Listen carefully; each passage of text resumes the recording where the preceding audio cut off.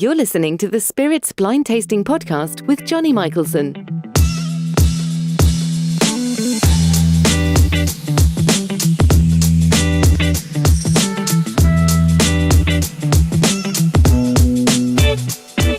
Hey guys, Johnny here from Spirits People. Thank you so much for checking out this week's episode of the Spirits Blind Tasting Podcast, a podcast dedicated to tasting fine spirits without the influence of brands and marketing. So we're running away into February 2020, and today is the 13th of February, which actually is the day before my 40th birthday. So there's that. This man is getting old and having a lot of fun while doing it. So what better way to do a podcast, blind tasting and sharing it with the world. So here we go, kicking off with another blind tasting and something that is absolutely exceptional. I don't know if you guys can see this in the video here, but I'm holding up the glass here and it is a very dark and very yummy looking spirit, and I can reveal already now that this, whatever this is, sings to my heart.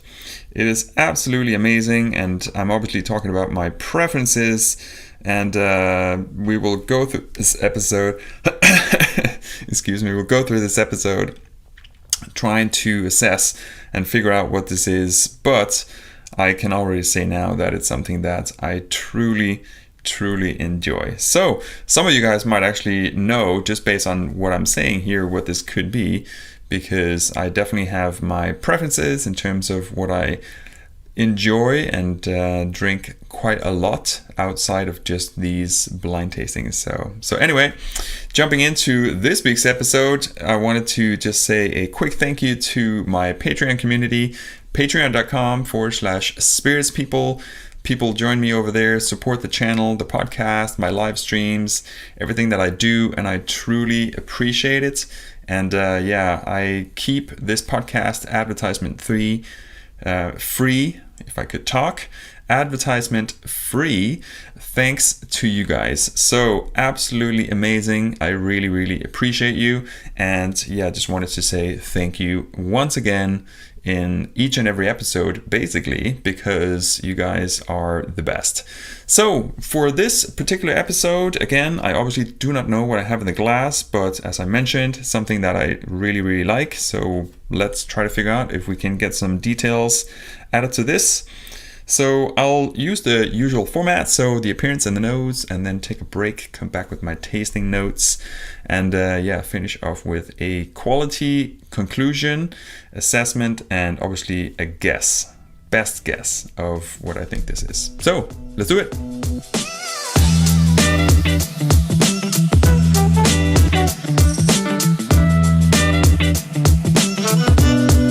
Alright guys, we are ready with the first segment here. So the appearance and the nose, and as I was talking about in the very beginning here, I was trying to hold up the glass to the camera here, but it's a very nice and dark color in the glass here. So jumping into the format, so the clarity here is a clear spirit, no haziness or anything like that. The intensity here is, I would say it's borderline deep here, but I'll say it's probably a medium towards deep, and the color is amber. So a very nice solid color here in the glass. The suggested texture here, I think, is about a medium to a medium plus. It's really generating some nice legs down the side of the glass here. So I will say I'll keep it a medium because it actually pours down pretty quick, so it doesn't sit for too long before it starts to pull down. So probably a medium viscosity, but obviously we'll have a look at that once we hit the palate. So in terms of the nose here, so clean nose, the intensity, I think it's about a medium plus. It actually does give away a little bit of a sensation here just from a chin's distance. So I'll give it a medium plus in terms of the intensity here. And now to the good stuff. So the aroma characteristics here are going to be very familiar to a lot of you guys if you follow the podcast or just know me in terms of the things that I pull out of the glass when I'm drinking something in this category here. So white bread comes across pretty instantly, followed by a lot of vanilla, butterscotch, caramelized apples, some overripe bananas, cinnamon.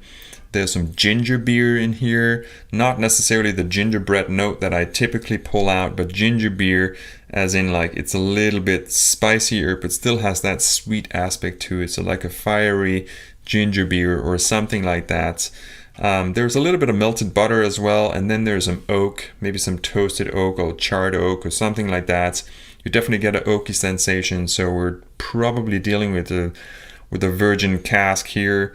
And just in terms of the overall profile here, I'll just say that it just smells like a classic American whiskey, and a good one, not just a bottom shelf American whiskey here. I think we're dealing with something that's in the higher class, if you will. Anyway, that can mean a lot of things. In terms of class, when things are good or not, like price is one of the things that can be a little bit tricky, because obviously some things that are popular gets hyped and then gets ripped off the shelves, and people line up and stand in queues and stuff like that to try and get this stuff, sell it on auctions, and like to actually try and get some of these things, sometimes you will be probably ripped off and probably better off trying something else. But regardless of what this is, it's accessible or not, I think it has a very, very promising aroma profile, and it has that sensation of things being well integrated. It feels like a really, really nice produced spirit. It's not sharp or anything like that. I feel there's a little bit of age to it. Also, the oak is kind of one of those giveaways that there's potentially a little bit of age behind this, and the color as well. If this is an American whiskey and a bourbon, if we're talking about a bourbon, like, you're not allowed to add any colors, so this would be all natural color just from the charring of the cask and then the age of the spirit. So very, very nice. In terms of the ABV, before I kind of jump into the tasting notes here, I think the ABV is probably around maybe 50%, maybe it's a little bit more. So like I'll say a 50 plus at this point. It doesn't feel like it's lower than that, and it could definitely be higher than 50%, but I think that's as much as I can probably get to at this point. We'll assess it a little bit more when you hit the palate. So yeah, I think with that said, let's cut this first segment here and take a break. I'll be back in a few seconds with my tasting notes.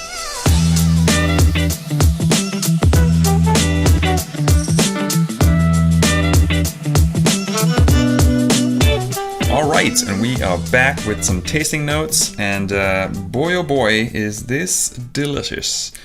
I've said it before in this episode, very early on I think, and I stand by the fact that this feels like home to me to some degree. There's something very, very, I'll also say there's something very familiar actually. Like, it seems like something that I may have had before. I'm trying to pick around my brain here and try to see if I can actually place this particular spirit here. But I think we're definitely dealing with something on the American whiskey side. I think that's pretty obvious to me at this point. But again, I could be wrong. But yeah, so regardless, let's jump into the palate, and we'll see where this takes us. So in terms of the sweetness level, first of all, I think this is a dry spirit. I don't think there's any kind of sugar or anything added to this. So I think, yeah, dry spirit. Intensity is about a medium plus. The volume on the palate is actually, it's pretty big. It has a big mouthfeel, it's warming, it's mouthfilling, and it's also probably around a medium plus on the viscosity here. It's very, very oily in the mouth. Absolutely beautiful textures on this whiskey here. So yeah, moving into the characteristics themselves, like again, caramel, some toasted oak, vanilla, cinnamon, The overripe bananas kind of carry through.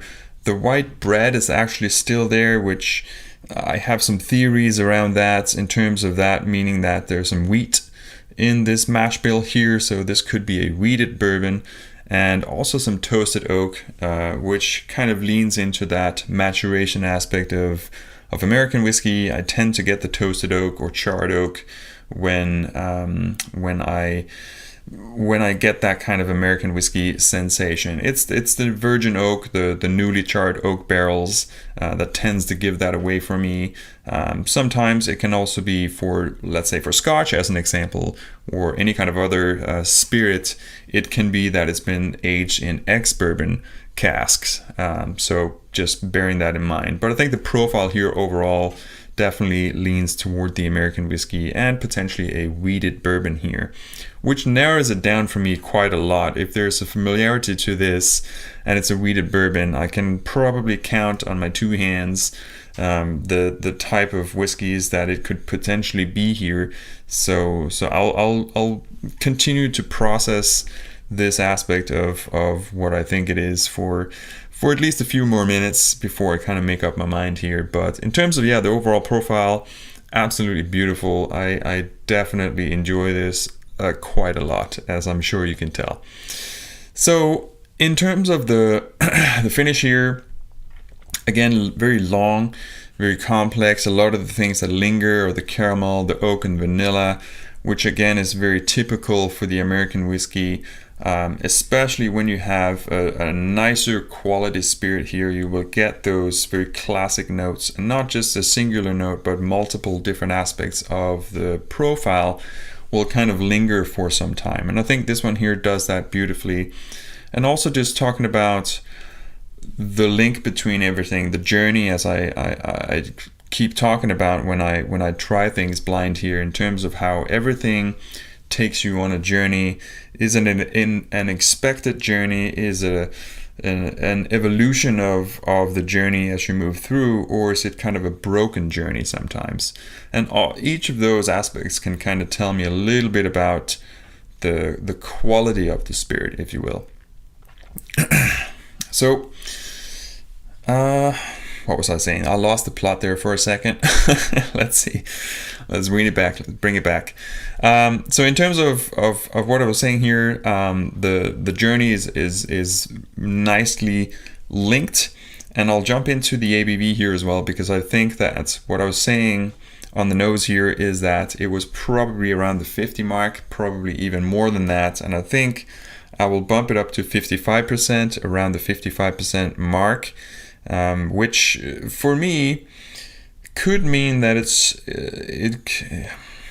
I'm not sure. I'm gonna just jump into it because I think it just feels very familiar to me. So I'll say that it's potentially like a Weller 107, and it could be a store pick because it doesn't feel like the very classic Weller 107 profile.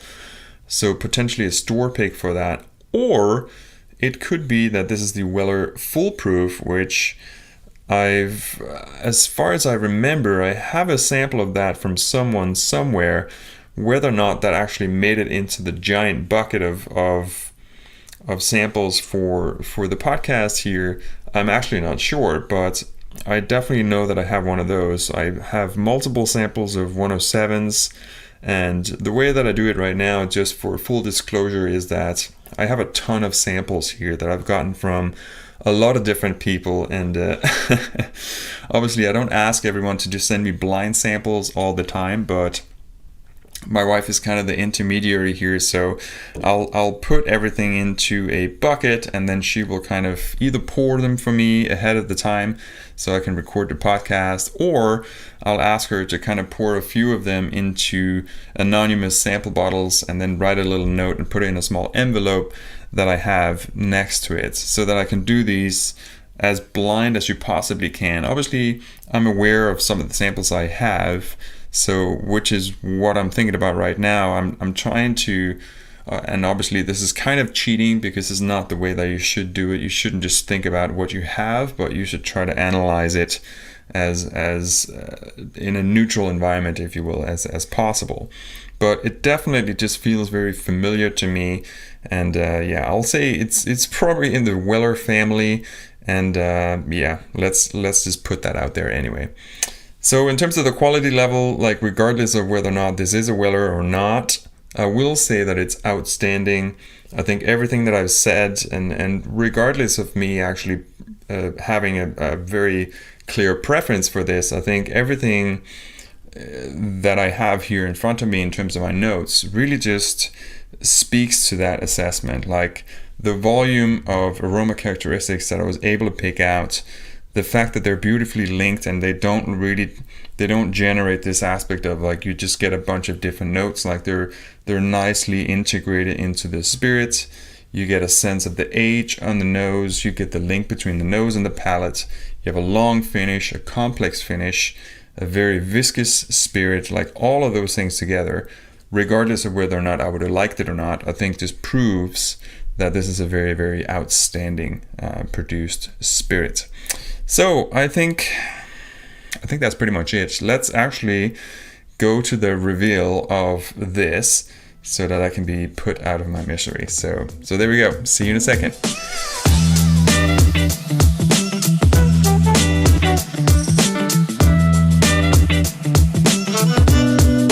Alright guys, and we are back with the reveal, and I am very wrong here as usual.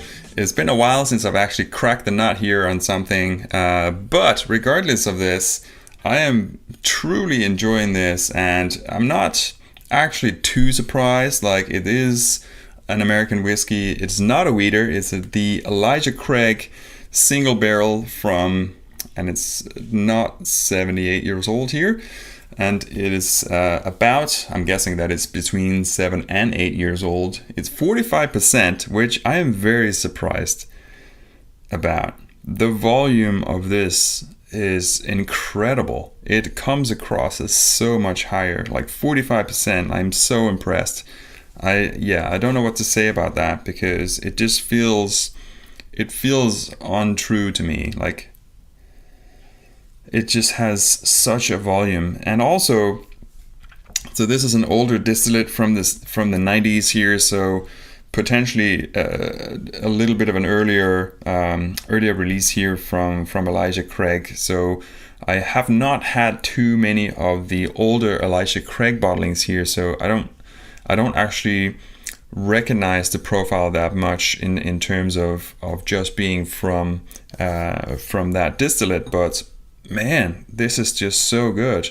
I'm quite confused about the white bread note in here, because that to me was quite present, which was kind of what, and as soon as I thought about that, I kind of just locked myself into the wheated bourbon path, and I couldn't really get that out of my head. So I think, yeah, potentially, again, something that I truly struggle with is once I've gotten something into my head, I can't really let go of it. So maintaining an open mind throughout an entire tasting is truly difficult, and I'm realizing this, because obviously there's not a wheated Elijah Craig out there. So yeah, anyway, regardless of that, whoever has given me this, and I can see that it's from the Nordic bourbon community, so I am actually suspecting that this comes from my fellow Dane and bourbon enthusiast, Mr. Henrik Brandt.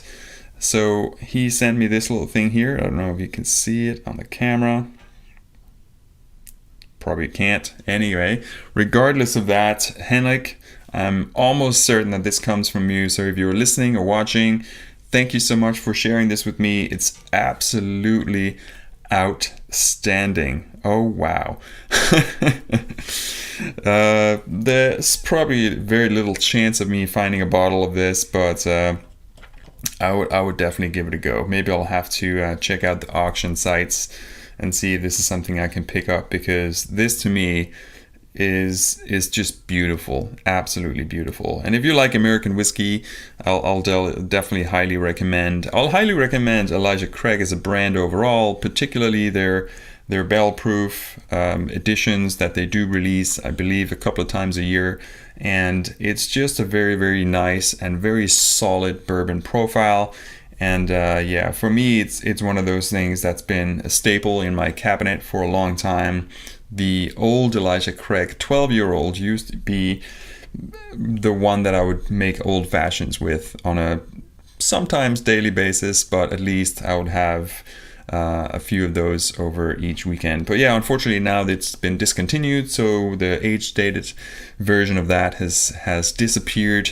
I still have a few tucked away in my cabinet, but yeah, it's not something that you see on the shelves anymore. The newer versions are okay. I'll definitely highly recommend the barrel-proof versions.